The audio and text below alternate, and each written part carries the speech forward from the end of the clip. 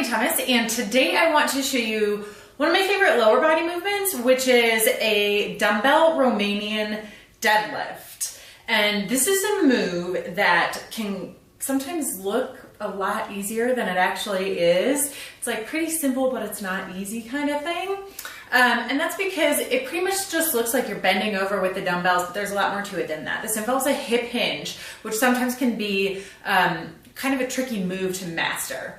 So where you want to set up for this, I'll start with that, is typically in a little bit of a narrow stance, just about hips distance, maybe even a little bit more narrow than that, whereas like for a squat, you'd be hips distance or wider, toes turned out kind of thing. Typically for, and we refer to it a lot of times as an RDL, Romanian deadlift, you're going to be a little bit more narrow. So my feet are going to be about here, my toes are going to be more or less forward, but again, just let your hips kind of determine where that ends up. So you're going to have the dumbbells in your hands.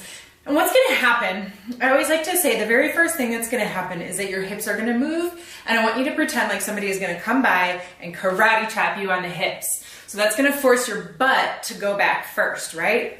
Karate chop, hips come back. And your dumbbells are going to come down right in front of your shins.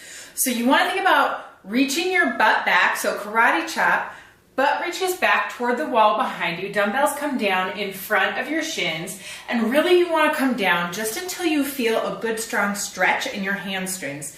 And you're going to feel that if you are indeed reaching your butt back behind you, dumbbells down in front, think about reaching your head long in front of you, so head forward and away from your butt, which is reaching back behind you, hamstrings feel a stretch, and then squeeze those hams and glutes, and come on back up, and again, big squeeze with the glutes. So you saw how I kept like real nice and straight here, and I'm gonna do this from the side so you really see where I'm at.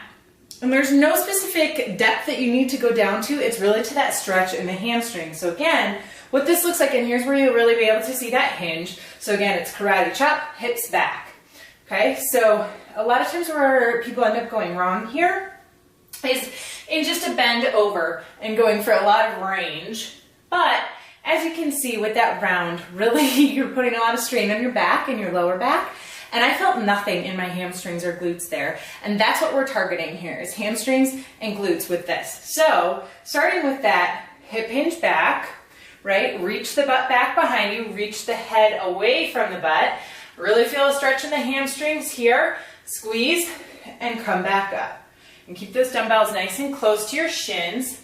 Another thing that helps with this is to think about squeezing an orange in your armpits, or squeezing your armpits together to engage the lats and keep the shoulders back. That helps again without, to keep you from doing the rounding. So if you're thinking about keeping everything tucked back as you reach down, you can really stay nice and tight versus reaching down and rounding forward at the bottom of that movement.